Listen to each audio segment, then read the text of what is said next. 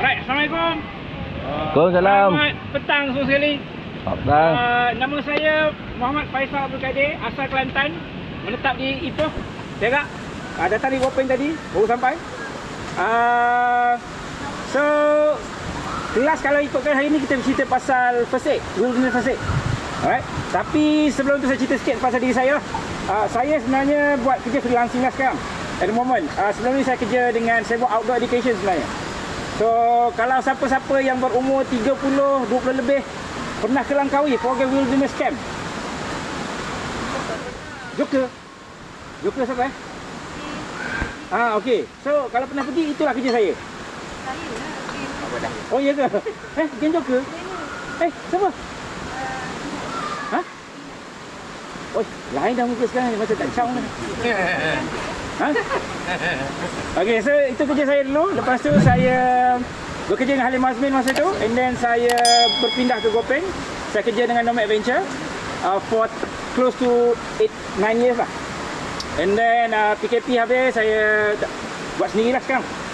Saya instructor wilderness first aid untuk American Safety and Health Institute. Sebelum ni dengan Rescue Tree International. Cuma sekarang saya buat sendirilah.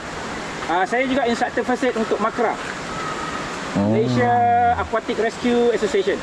Kalau kenal nama Pak Dolah Aqua Putra dalam FCM kan. Aqua Putra tu dia punya owner lah, dia punya presiden Makra. Alright, and then saya juga corporate trainer. Saya buat training untuk corporate jugalah. Okey, ada soalan? Boleh bang? Jadi saya bagi paper bang. Untuk corporate Allah Akbar. Terima kasih bang. Belum start apa lagi dah ada bisnes dah. Okay, so sebelum kita start, boleh saya tahu sedikit latar belakang tuan-tuan dan puan-puan? Dekat sini ada tak siapa yang pernah ambil wilderness, urban first aid? Tak kira lah dia expired ke tak ke, pernah ambil urban first aid? Tak ada. Tak ada? Bohong. Mana kata tak pernah ambil WFR lagi? Lesen dah expired. Dah expired. Tak apa bang. Dia lesen tu expired, yang penting ilmu tu bang. Alright. So siapa tak ada orang pernah ambil urban lah. Kecuali memang bohong kalau tak pernah ambil. Lupa dah. Siapa pernah ambil CPR? CPR AED. Valid lagi bang? Dah lagi. Bila habis? 2017 tu. So abang bukan current yang new system lah. Compression dulu bukanlah. So abang 32 dulu kan. Siapa-siapa lagi? Bang? Bila bang?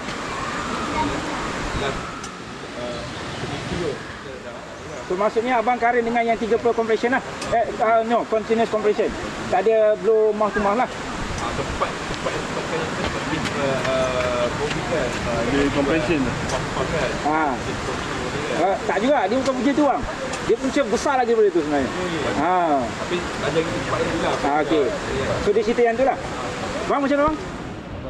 Sama? Sebelum PKP dia expired dah, kita tak sempat nak renew dia punya ni. So kiranya abang yang 30 chest compression, sorry, dia bukan 30, dia memang continuous. Dia tak ada AED. Dia tak ada blow lah. Okay, alright. Dan sempat kita belajar guna AED lah. Tak, masa tu memang dah ada dah. Semuanya pada 2015 dia tukar sistem. Dia CPR tukar sistem, tapi dia implement tahun 2018. Tapi kena 2019 terus. So banyak operator memang latest memang kita tak tahulah. Cumanya ada sama lebih kurang je. Cuma dulu DR ABC, CAB, sekarang DRS ABCD. Okay. So boleh. Okay. Alright, so bang, boleh nampak bang, sebab nanti saya nak tulis benda bang. Kalau abang duduk sini nanti abang dapat tepi. Mari duduk sini sikit. Mari kita mengimarahkan sebelah sini. Okay, so kalau tuan-tuan siapa dalam tuan-tuan camping kan? Bercamping, ada yang baru camping? Bohong. Ni geng-geng bohong ni. Ni semua ni muka-muka dalam FCM memang selalu ni. Aduh. Ada yang baru camping? Baru start. Okay, so boleh dikatakan tuan-tuan berpengalaman camping, betul tak? So what the common injuries happen kalau tuan-tuan buat camping dalam family camping? Apa common injuries? Luka. Luka macam mana? Luka pergi sungai kena batu. Okey, common kan? Betul kan? Luka kecil-kecil kan? Yang lain-lain? Seliuk patah ada bang? patah. Itu tak common tu. Cermin tak ada lah. Tapi ada sprain, ada strain, ada lah. Patah tak ada lagi ya? Okey. Pernah tengok dalam grup ada kes, ha? Cerit beret. Gila tu bang. Adalah pengalaman. Okey. Saya sesi yang lepas, saya tukar last minute konten dia disebabkan kes orang mati cerit beret dekat Gunung Tahan. So saya tukar sikit lah. So daripada insiden tu sebenarnya saya dah tukar saya punya konten training untuk public lah. Sebab saya rasa ada satu elemen yang saya rasa saya boleh hajar dalam untuk wilderness first aid, tuan-tuan kena ambil kursus dulu, kompeten. Dia kena kompeten baru tuan-tuan boleh aktif. Kalau tuan tak kompeten, tuan-tuan tak boleh kata saya well trained in first aid. Tak boleh Melainkan CPR AD. Even Malaysia pun sebenarnya ada isu pasal Samaritan law. Right? So, any doctors over here? Doctors? Nurse? Rescue services? JPAM? Rela? Tak ada. Ni tak nak mengaku ni. Dia selalu tak nak mengaku. Nanti mesti tanya aku macam-macam. Tak ada bang. Sebab idea hari ni adalah untuk kita berkongsi. Sebab kalau saya nak kata, sebab how I operate, how rescue services operate berbeza. Orang kata sama tapi sebenarnya tak sama. Right? Kita leisure, recreational. Recreational tu adalah relax lah. And then bila rescue services ni dia lain sikit. Okay? So kalau tuan-tuan memang nurse ke, ERT team ke, please throw a question so we can understand the differences. Right? Boleh Boleh. Okay. So dalam saya punya slide, siapa-siapa yang dapat slide, what is differences between wilderness dengan urban?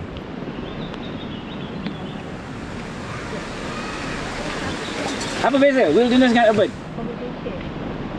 Okay, so kalau ikutkan dalam slide tu ada 4 benda lah. Communication, environment, time, satu lagi?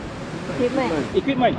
So bila kita cerita pasal wilderness ni, satu kita cerita yang first kali cerita pasal time lah mula-mula.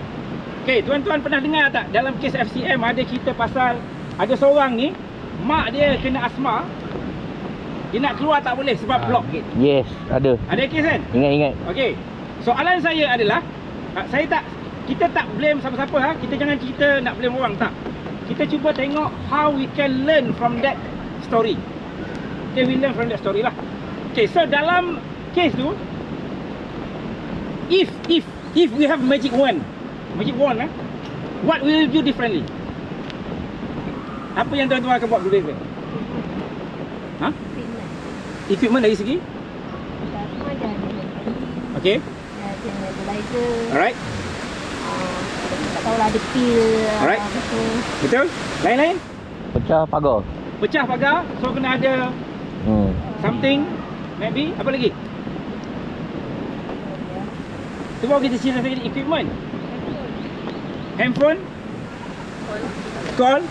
So bayangkan tempat yang tuan pergi tu tak ada line. Menjerit lah. So okey. So menjerit lah. Lain-lain? Menjerit lah tu. Lagi. Lagi apa lagi? Apa ya? Walaupun tak ada line kita boleh call emergency number. Exactly bang. So the issue over there is kenapa tak telefon emergency? Saya tak salahkan orang tu, cuma let's think about it. Kenapa tak telefon ambulans sampai? Tak terfikir juga Walaupun tak ada line ada Tahu. terus boleh emergency. Kan? Kenapa kita telefon ambulans terus datang? Soalan dia adalah masa tuan-tuan pergi camping, tuan-tuan check lah the nearest definitive care. Definitive care ni maksudnya hospital, klinik. Pernah check tak? Tak pernah check kan? Tak pernah check? Kalau kata tak pernah check, then you are in some sort of wilderness situation already. Sebab tuan-tuan tak tahu kat mana. It can be 1 hour, it can be 2 hours, 3 hours. Tu je dulu. Betul. So kalau kata tuan-tuan macam kat sini, the nearest hospital klinik kat mana? Ampang. Berapa lama dari sini? Oh. Okey. Tuan-tuan dan puan, saya operate dekat Ulu Langat. Saya operate dekat Lepoh. Sebenarnya ada klinik kat sini, klinik kesihatan. 14. Batu 14. Ada klinik. Cumanya kena fahamlah klinik kesihatan. Kan? After 5 o'clock, Tutup lah. Alright. So bila tuan-tuan pergi camping, tuan-tuan kena tahu kat mana tuan-tuan berada. Sebab kita nak hantar orang tu. So sekarang kita cerita pasal orang pula, nak hantar lah. Okay, kalau ikut dalam apa perbezaan wilderness dengan urban adalah time. So time tu di dalam wilderness mengatakan, ini standard yang digunakan satu dunia, mengatakan if you are 1 hour, more than 1 hour away from definitive care, you are in wilderness setting. You are in wilderness setting. Okay, kenapa 1 hour? Oh bukan. Ingatlah ni, mesti tak ingat dah ni. Kenapa 1 hour? Dia high risk lah kalau more than 1 hour memang definitely. Okay, kalau siapa kerja dengan medical services, 1 hour they call it as a golden hour. 1 hour is considered as a golden hour. So golden hour ni, if you cannot bring people within 1 hour, there's possibility that this person can be die lah. Tapi depend pada dia punya injuries juga. Kalau kata dia ada masalah pendarahan yang teruk, sorry to say lah, our brain can only lasted without oxygen for kurang bang. Lagi banyak bang. Ha? 4 minit sama. 4 minit. So sebab tu bila kita buat CPR, kita cuba buat benda tu secepat mungkin lah. Right? Boleh eh? So golden hour tu, 1 hour tu adalah untuk kita hantar orang tu ke definitive care. Soalan dia, kalau benda tu 2 jam? Tak valid lah. Kalau benda tu 2 jam?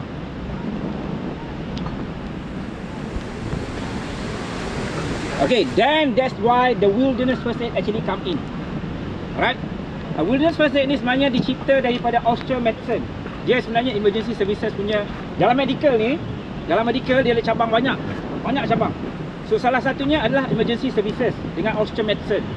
So dalam Austral Medicine ni ada yang saya tadi emergency kan. So wilderness ni di bawah dia. So tujuan dia adalah untuk membantu kalau kat Europe, kat UK, kat US, memang benda ni one of the things compulsory for people that working in outdoor. Memang wajib. Even pada budak dalam budak sekolah pun dia dah start mengajar budak-budak ni important of first aid. Cuma bila kita pergi setting outdoor ni, macam cerita tadi lah 4 benda lah. Kita tak ada apa oxygen tank. Kita tak ada apa splinting yang macam dekat Jepam yang ada cantik. Tak ada. Kan? So how we do that? How we use what we have lah. So macam tuan-tuan base senang. Banyak barang bawa. Kan? Banyak barang bawa. Selagi boleh muat semua. Betul tak? Betul. Kan? Tapi yang ni pun boleh jadi one of the things untuk kita buat improvisation. Ni pun boleh buat. Ni lagilah. Kan? Seat pun boleh buat. Slipper pun boleh buat. Baju yang kita pakai ni pun boleh buat. Tapi nak tahu lebih lanjut tu kena pergi training lah. Kan? Tapi saya tak kata tuan-tuan kena pergi. Cuma ada a few things yang tuan-tuan kena faham. Macam 1 hour tadi. Kalau lah benda terjadi, what we can do about that? Kalau kata yang macam Cik Asma tadi, sebelum pergi tempat site, first thing kena check dulu kat mana hospital. Kalau kita bawa orang yang ada high risk lah. So kita check dan kita tahu kita jadi emergency, we know what need to be done. So dalam wilderness first aid ni dia bercerita juga pasal prevention. Dia bukannya cerita pasal semata-mata cerita pasal macam nak treatment orang. Tak. Got it so far? Yeah. Got it. Better than cure. Yes. Exactly. So beza ni antara yang paling beza yang memang orang kalau pergi buat training first aid, dia akan nampak jelas-jelas terang-terangan perbezaan antara wilderness first aid dengan urban first aid. Urban first aid dia akan jaga 3 sistem, buat treatment terus. Pakai anduh bagai-bagai, betul tak? Betul? Okey, dalam wilderness first aid kita tak ajar tu lagi. Kita ajar macam mana kita nak attend orang tu. Sebab dalam wilderness kita tak tahu orang tu sakit apa. Tiba-tiba depan kemah ada orang terbaring. Betul tak? Orang terbaring. Lepas tu kita pergi tengok sana, terbaring. Dia tidur ke? Dia apa ke? Kita tak tahu. So ada cara dia.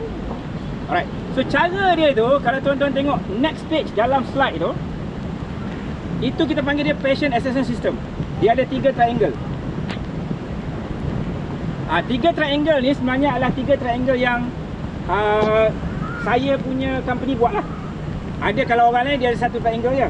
So kalau tuan-tuan tengok, siapa yang pernah pergi training first aid, right? Yang pertama tu size up the scene, kita nak tengok keadaan lah.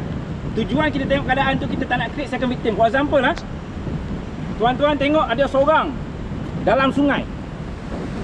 Dalam sungai, tak sedar diri. Alright? Apa tindakan tuan-tuan? Jadi tak tolong. Ha? Keluarkan lah. Cuba keluarkan. Siapa yang rasa dia akan pergi tolong keluarkan? Angkat tangan. Saya panggil orang. Ha? Ni kita tak cerita lagi kalau family member kita. Kita tak cerita lagi ni. Kita cerita orang saja dulu. Orang di dalam sungai. Siapa yang akan pergi tolong? Okey. Kita tak cerita orang tu family member kita, kita tak cerita dari segi law pun lagi. Right? So kalau tuan-tuan pergi nak tolong, macam mana nak pergi tolong?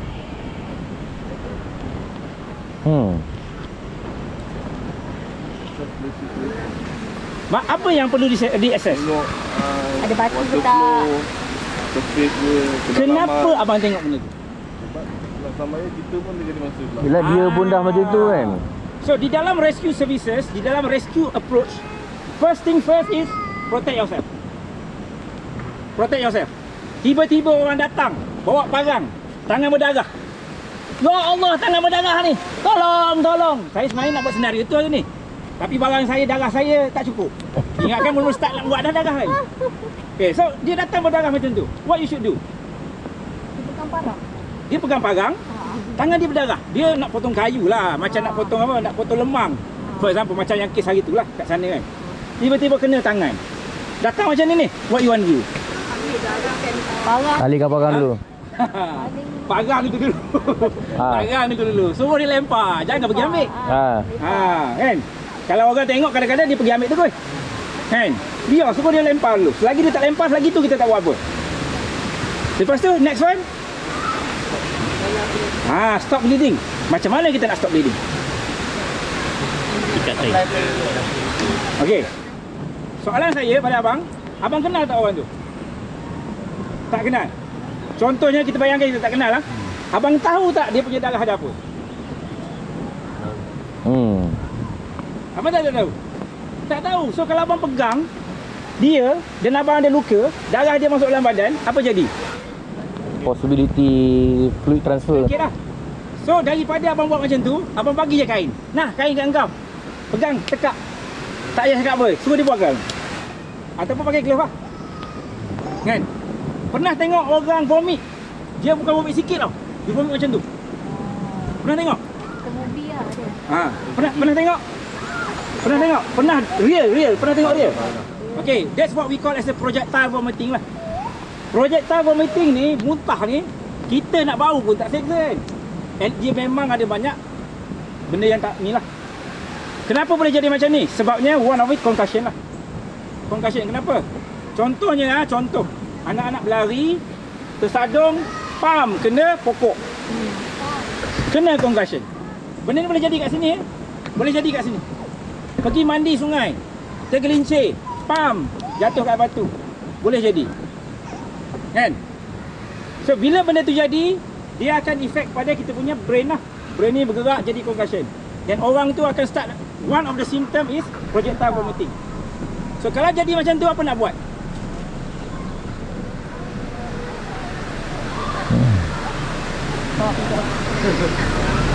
Tak ada kan? Okay, one of the way sebenarnya payung. Payung. Buka payung. Dia muntah asap payung tu. Kita tak kena. Pakailah baju hujan. Pakai goggle, face mask. Sebabnya kita nak elakkan ada contamination. Alright? So it's all about, kita talk about improvisation pula. Okay? Boleh so far? Boleh. Boleh eh? Alright. So di dalam wilderness first aid ni dia ada sistem dia sendiri. Lepas tu bila kita size up the scene, kita dah selamat, tak ada second victim, kita tengok kita ada line ke tak, kita ada first aid ke tak? Siapa kat sini ada first aid? Ada. Wah, bagus. Bagus. Ada. Soalan saya, pandai tak pakai first aid? InsyaAllah. Apa dia? Okey, tuan-tuan dan puan-puan, kalau boleh dalam first aid tu, saya ada borak dengan Cik Nizi dengan Mbak Efri. one of the things mungkin for next one, bila dah ni kan, bila datang camping, cuba cari seorang yang tahu pasal first aid. So mungkin that person can be emergency person lah.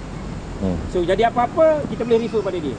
Tapi kalau tak ada, first things dalam first aid tu tuan-tuan kena tahu apa guna benda tu. Yes. Kena tahu guna dia. Kalau ada first aid tapi tak tahu guna, berat. Berat tu. Kalau kami trekking, Eddie Jones tahulah. Kan? Bawa first aid tapi tak tahu guna. Memang celaka lah nama dia. Ada first aid tak pernah buka. Ada first aid tak pernah buka. Tengok-tengok Panadol dah expired. Expired lah. Pakai kat orang. Pernah jadi kan? So benda tu kita kena ada ilmu lah. And then cerita pasal first aid ni tak perlu pun witness pun. Memang ada orang buat kan. Macam Eddie Jones dengan dia orang kau outdoor ada buat kelas. Dekat online pun memang ramai orang cerita pasal macam mana nak guna first aid. Cumanya bersesuaian dengan aktiviti apa yang tuan-tuan buat. Kena sesuaikan. Contohnya kalau tuan-tuan pergi buat tempat yang sejuk, dalam first aid tu kena ada emergency blanket. Emergency blanket ni untuk kita panaskan badan lah. Tapi kalau kata main kat aktiviti sungai, barang apa yang kita kena ada banyak? Barang apa yang kita kena ada banyak?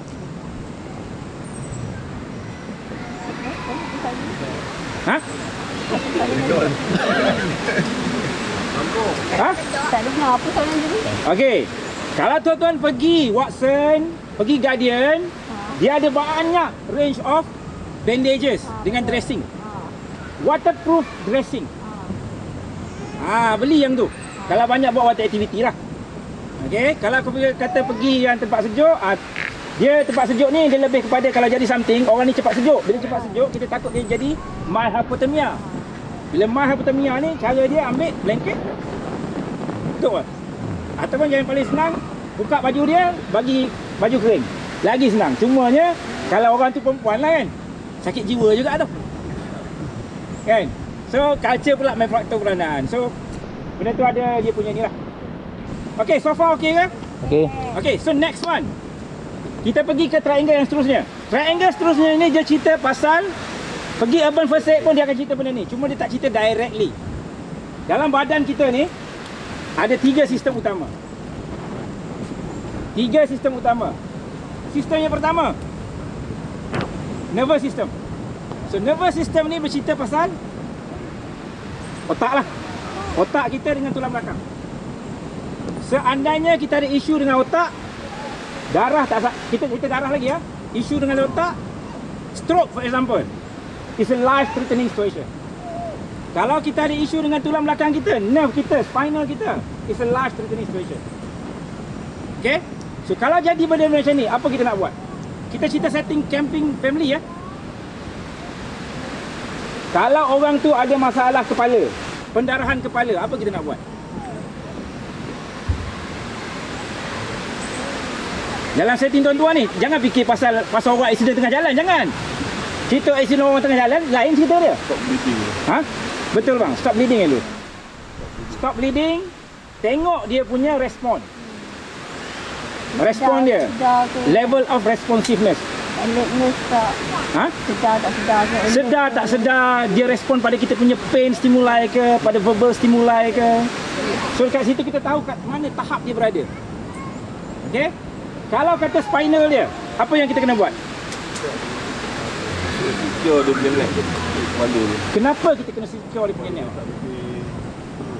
Okay, tuan-tuan dan puan-puan, untuk spinal, isu yang utama adalah 7C. Dekat sini ni 7C. C1, C2, C3, C4, C5, C6, C7. Yang bahaya adalah C5, C4 dengan C5 lah. 3, 4, 5 tu memang bahaya lah. Dan ia adalah antara yang paling fragile. So sebab tu kalau tuan-tuan tengok, bila orang jatuh, dia akan pegang kepala. What we call as a hands on. Dia akan pegang kepala, tegakkan badan dia, baring. Tak payah bangun, duduk macam tu. Okay, letak je macam tu. Boleh Okay. Dan kurangkan movement, itu je. Immobilize, kita panggil dia immobilize. Right? So kalau jatuh kat situ dengan keadaan uneven, terrain, duduk pun dah macam mana kan. Okay, do your best at that time. Yang penting jangan bagi kepala dia bergerak, sebab yang ni yang fragile lah. Yang ni paling fragile. Boleh? Boleh. Okay. Tuan-tuan dan puan-puan, dekat sini, one of the things dalam wilderness we talk about prevention. seandainya tuan-tuan ada penyakit lumbar 4 and 5. Ada kan? Siapa yang kerja dekat office, duduk je kerja dia, you have possibilities for long term you akan ada penyakit pasal ergonomik. Terlalu duduk lama, you akan ada isu dengan C4, C5. L4, L5.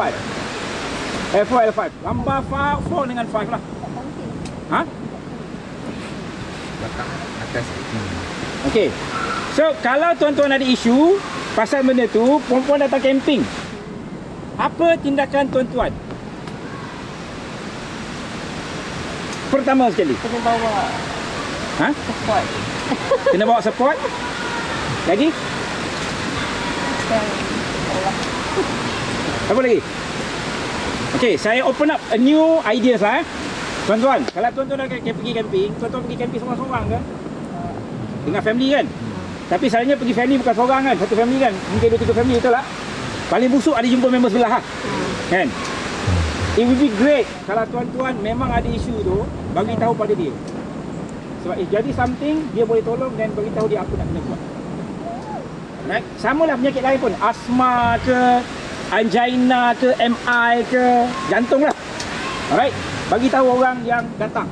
So, I strongly suggest kalau tuan-tuan datang macam FCM ni kan, kalau boleh, member sebelah. Kan? Kalau jadi apa-apa, aku nak kau buat macam ni. Contohnya macam angina. Angina ni dia sebenarnya attack pada jantung. Sudden attack. Dia di-consider as a heart disease. Orang yang ada angina ni dia makan ubat. Kecil ubat dia. Kecil je. Ubat tu buat apa? Letak bawah lidah. Settle. Pernah tengok Cop Mall? Movie Cop Mall? Tak pernah tengok? Pernah tengok? Tak pernah tengok? Tak pernah. Tak pernah tengok? Cop Mall ni seorang ni Mamat. Besar ke dapat? Dia jadi polis dekat mall. Dia mall. Dia security kat mall kan. Oh. Ada. Pernah tengok kan? Lawak tu. Okey. Dia ada isu apa? Ha? Anxiety. Tak bang. Dia bukan anxiety. Ya bang. Dia hypoglycemia. Diabetik. Diabetik. So kalau kata ada member ahli keluarga yang datang, kita tahu dia diabetik, tiba-tiba nampak dia pengsan, what you should do? Ha? Bagi gula. Bagi gula. Cerita Cop Mall tu memang itulah cerita dia. Betul. Bagi gula je. Dia hyperglycemia ni dia kurang gula. Dia bukan hyperglycemia. Hyperglycemia ni bagi air je. Bagi air kat dia sebab nak flush gula. Hypoglycemia ni bagi gula. So kalau ada member-member ahli keluarga atau diri sendiri yang ada hypoglycemia ni, diabetik ni, standby gula-gula dalam poket. Standby gula-gula dalam poket. Tak kira lah gula-gula apa. Cadbury pun boleh. Ha? Semuanya bagi dia sikit je, tak perlu bagi seketul. Yang seketul kita makan. Kan? Bagi sikit je. Ideanya untuk dia dapat regain balik consciousness lah. Itu je. Okey, boleh ha? Boleh. So cerita ni semua pasal otak dengan tulang belakang. So nervous system. Second one sistem yang kedua. Sistem apa pula? Dalam tu ada circulatory system. Dia cerita pasal apa? Dia cerita pasal darah. Dia cerita pasal jantung. Dia cerita pasal aliran darah. So bila kita cerita pasal darah ni, sistem dia ni, dia berkaitan dengan jantung. Sebab tu kalau jantung berhenti, kita kena buat CPR. Kenapa kita buat CPR?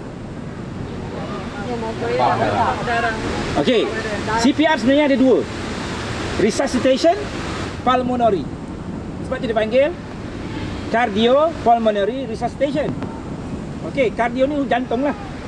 So bila kita pump, apa akan jadi? Darah tu akan, and at the same time kita cuba create electrical activities dekat jantung. Faham? Faham. So menjawab soalan tadi bang, research terbaru yang dikatakan pada 2015, dia kata bila pump kita buat compression dah cukup untuk revive orang tu. Sebab banyak kes jadi, tak perlu nak blow. Dia buatlah cerita tu. Tapi salah satu ceritanya bang adalah pasal culture. Orang tak nak buat CPR sebab kena buat Bahu tumang. So, untuk menggalakkan orang buat CPR, chest compression sufficient based on studies scientifically. Tapi kalau tuan-tuan pergi belajar pasal first aid atau pergi belajar lagi further, kita cerita tadi di compression ni untuk public tau, layman.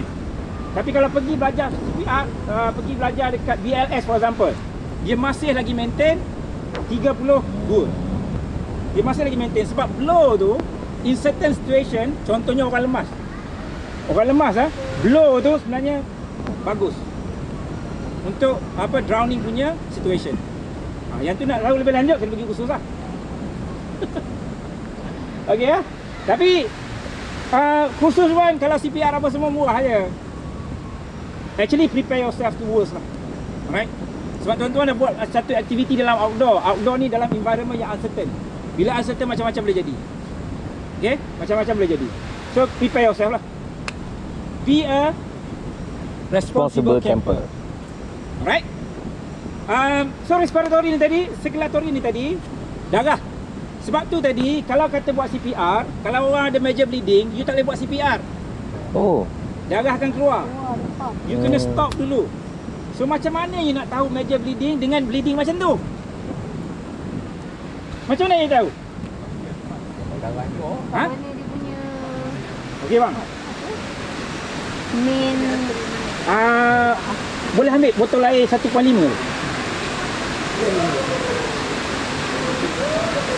Satu je bang.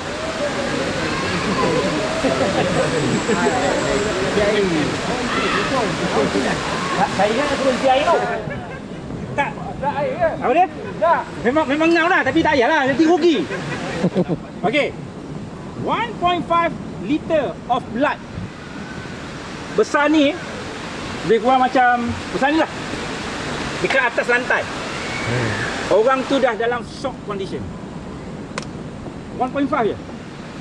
70% of our body 1.5 je.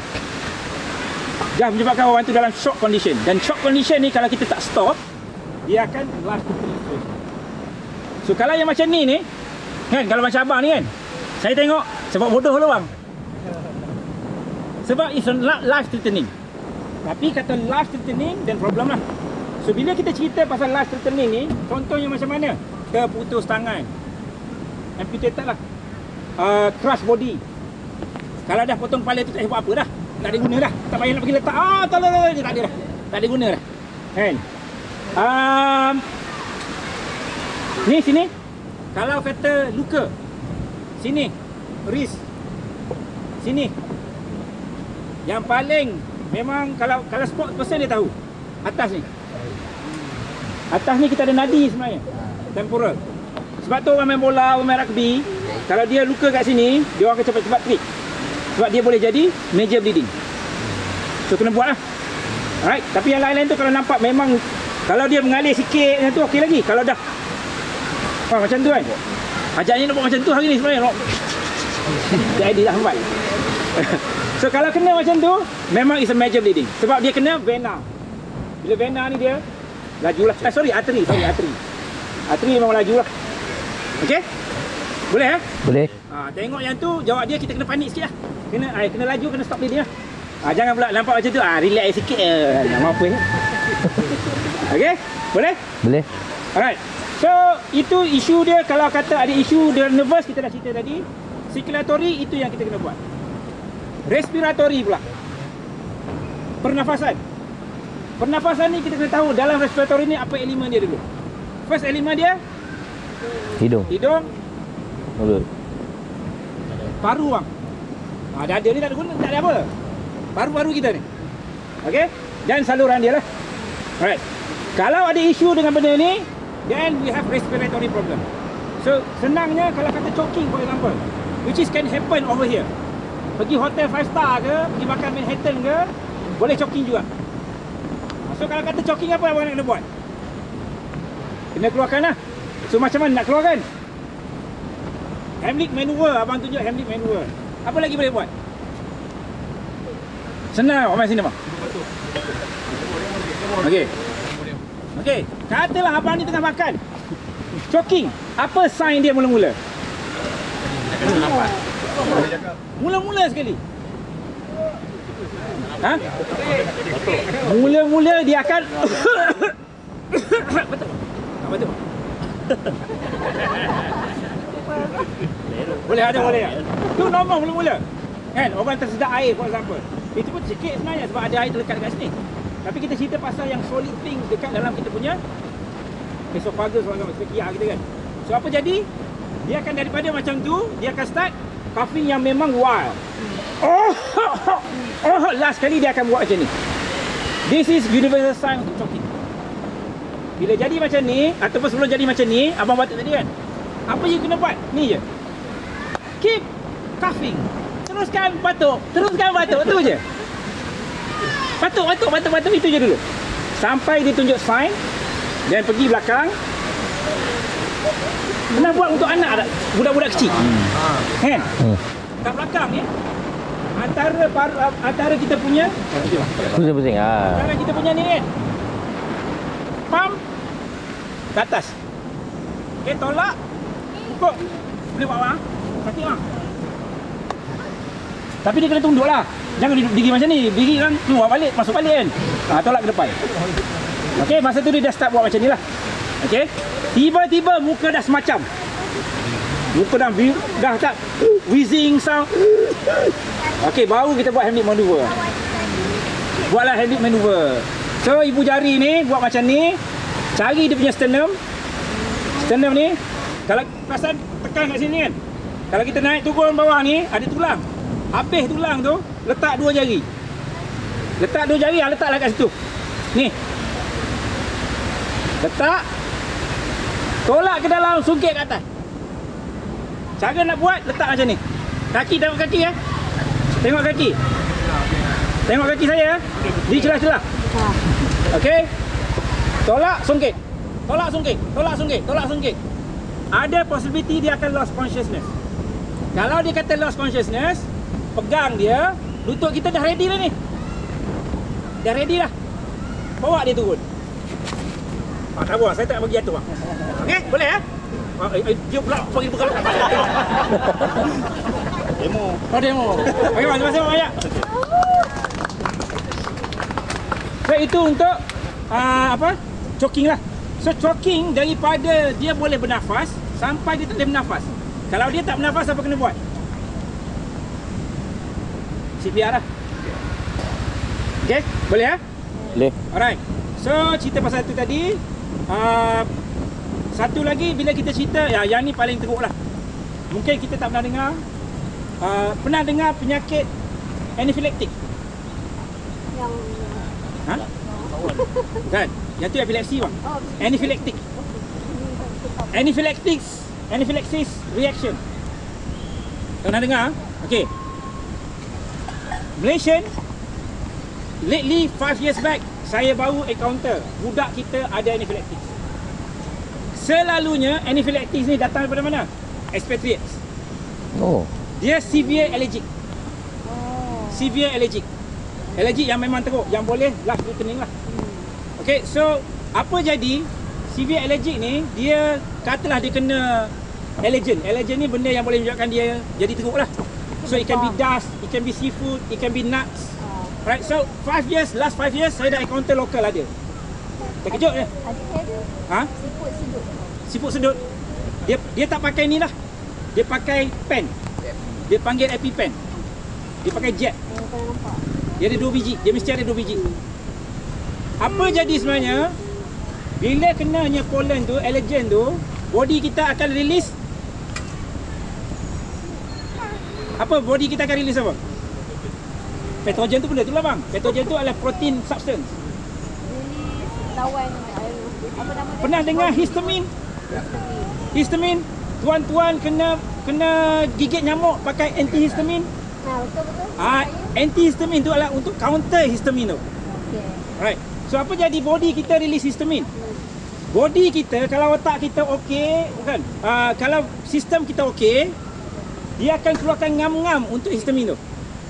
So dia tak akan bengkak teruk. Tapi ada orang dia tak boleh kontrol histamin ni. Bila tak boleh kontrol, dia akan membengkak. Kalau bengkak kat sini okey. Bengkak kat sini okey, bengkak kat kaki okey. Worst case scenario adalah bengkak dekat leher. So bila bengkak kat leher, dia akan Block. constrict dia punya saluran pernafasan. Masa tu memang life threatening situation lah. So apa nak guna dia, dia kena ambil adrenaline shot. Dia kena ambil adrenaline shot. Ataupun kalau dia orang ni dah tahu, dia orang selalunya ada EpiPen lah. So selalunya dia mesti ada 2 pen. Dia bentuk pen, sebiji macam bentuk pen, marker tu, tapi dia ada jarum. Dia cucuk. Cucuk di mana? Di tempat daging yang besar lah. Selalunya dia kat sini lah. Kat buntut, tak tahu sangat sebab dia tak cepat. Selalunya dekat paha. Okay? So kalau lah tiba-tiba orang datang sebelah tengok dia ada EpiPen lah tuan-tuan. EpiPen ni kalau jadi kat orang sebelah, dia kata ambil EpiPen, tuan-tuan ambil je, terus shot. Jangan takut pasal orang tiba-tiba nak sue tuan-tuan. Sebab dekat Malaysia, kita ada akta bang. Cumanya kita ni ada lagi nilai kemelayuan lah untuk bantu orang. So injak je terus. Okay? Boleh ha? Boleh. Alright. So 3 sistem tu ada soalan tak? Tak Ada ada. soalan? Tak ada? Okey. So sekarang ni boleh tak saya minta seorang? Dekat atas ni. Duduk sini. Duduk. Boleh. Jadi mangsa. Bangun pula. Lepas ni malam pergi hiking lah ni. Aku dengan anak.